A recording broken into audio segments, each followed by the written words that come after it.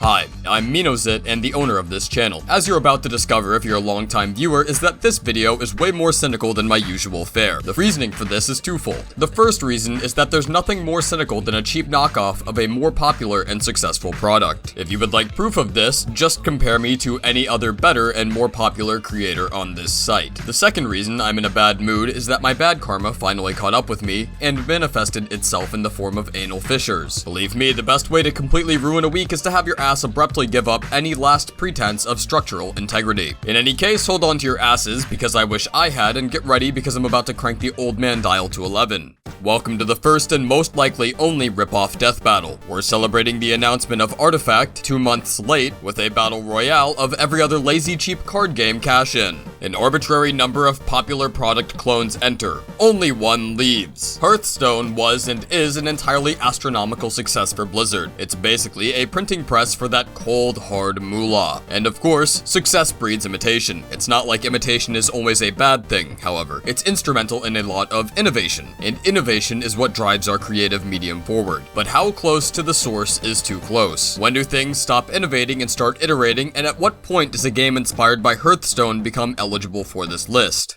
I don't know.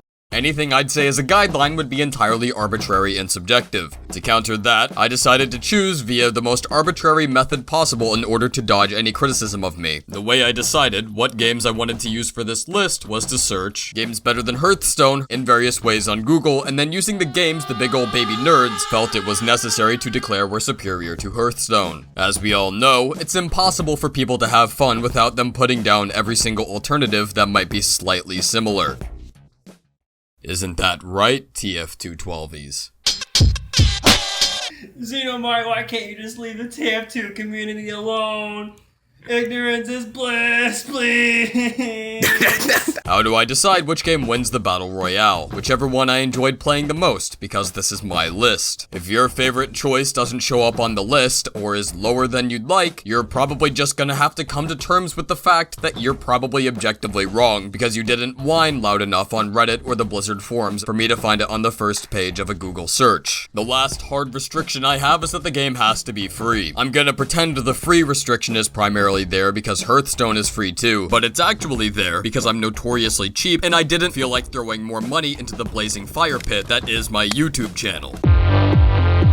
Spellweaver is far more like Magic the Gathering than it is like any of the other big card games like Yu-Gi-Oh! Or Pokemon or Hearthstone itself. Unfortunately, that means that the way that they designed this game was to take Magic the Gathering and then staple on miscellaneous mechanics from the other games, because game design is hard. This game immediately left an awful taste in my mouth because it made me play a tutorial that wouldn't let me make mistakes or learn from them. Now, every other game on this list also suffers from an obnoxious, terrible tutorial. That's not unique. It's almost like these developers think that you haven't played the games that these games are ripping off. You're not fooling anybody. This one just happens to be the worst out of any of them. Similarly, this game is also the worst at everything else that makes it a game. It's got an extremely generic and boring fantasy aesthetic. The game's interface is clunky. It made me mad in the first 20 minutes of playing it. The game's base mechanics play like a sickly combination of Magic the Gathering, Yu-Gi-Oh! And Hearthstone that doesn't function nearly as well as any of those games on their own. In a death battle where each of these 5 games were in a pit, this one would die first because all of its limbs are weird misshapen facsimiles poorly copied from the Big Daddy card games who are watching the death fight from the top of the pit. These limbs don't know how to work together and would flail about before its body collapsed in on itself. That's why this game is at the lowest possible ranking here.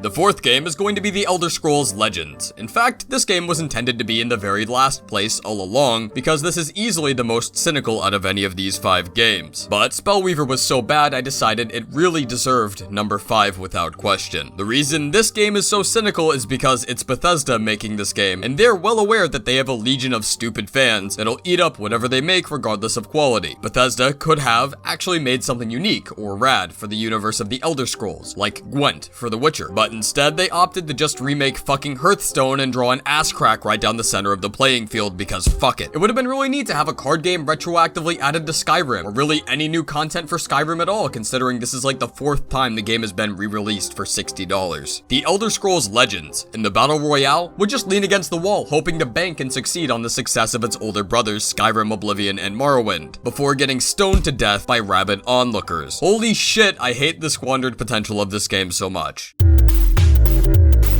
This game is just Hearthstone with a twist, and that twist is anime titties. There's jack to differentiate it from Hearthstone mechanically, besides replacing every single individual hero ability with a single evolve mechanic for every deck type. A brief summation of the evolve mechanic is to wait until turn 5 of the match, and then you're allowed to give a creature +2/+2 once a turn a limited amount of times. However, that major criticism being said, this is probably the game I invested the most time into out of any of these 5 games. It's also the most popular game. Despite the game being ostensibly Hearthstone, it's Hearthstone without much of the established meta to an outsider, and it does throw a ton of freebies at you. In the big fighting pit of death I'm throwing all these games into, this one would fight valiantly for 10 minutes before the weight of its own heaving breasts caused its underdeveloped spine to snap completely in half. Also, this game gets points deducted because it doesn't have a functional options menu and it doesn't support 16:9. Eternal is a faithful recreation of Magic the Gathering in a very mildly more casual format, and I enjoyed it. Alternatively, you could also look at this game as a slightly less casual version of Hearthstone. At this point of the 10-hour-long binge of shitty online card games, I was hungover, so I probably didn't give this game the fair chance it deserved. In the giant battle royale of these games, I think this game would fight valiantly, and definitely live to be the first runner-up. That's why it's in the first runner-up place. This game is strong, it's a good contender, but it just can't fight the ultimate sheer muscle of the hillbilly incest behemoth in number 1. This game would probably kill the first 3 games and then be picked up by number 1 and have its back snapped in half.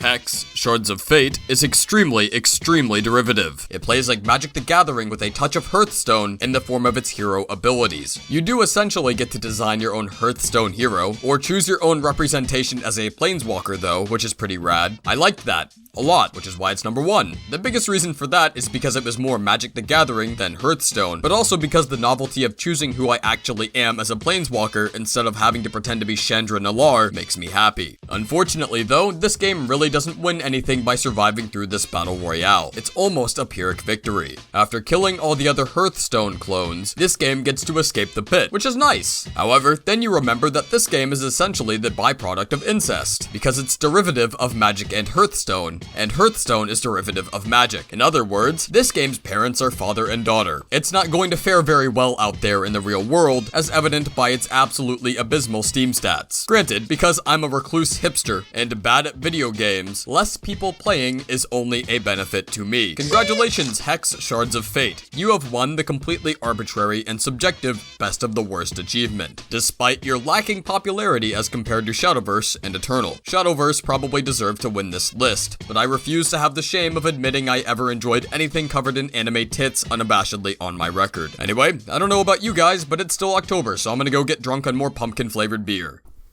Hey, welcome to the end of the video. I'd like to thank you for making it this far. This is easy. Like, I'm gonna start off with this. I usually don't do this. I haven't started doing this until very recently. If you like this video, please share it, because, like, holy shit, I poured like 50 hours worth of effort into this video. It was out of the blue. I just suddenly had, like, I wanted to work on this video. There's an absurd amount of editing that went into this, drawing, all that. Even more than my last video, which is why I said that on that video too. Anyway, I'd like to thank you for watching. I'd like to thank you for getting this far. I'd like to thank my girlfriend for editing my scripts, and I'd like to thank my Patreons. I'd also, if you want to sponsor me on Patreon, go ahead, subscribe, like, all that, you know, usual YouTube shill shit. Patreon reading: Ella, Stormy Chew, Puff Dreamer, Blondie, Happy Purple, Deej Luigi, Gary D'Alonzo Jr., L-A-H, Palex, Red Rocket, Carmical, Christian Urena, Random Crits, Sonic TDM, BB, Lachi, and Exony. Alright, I'd like to thank you guys. That's it. Thanks for watching. Bye. Welcome to my disgusting bachelor pad. Am I stalling for time so I can get some more of that sweet SEO juice? Yes, I am. This isn't a bachelor pad. I have a girlfriend.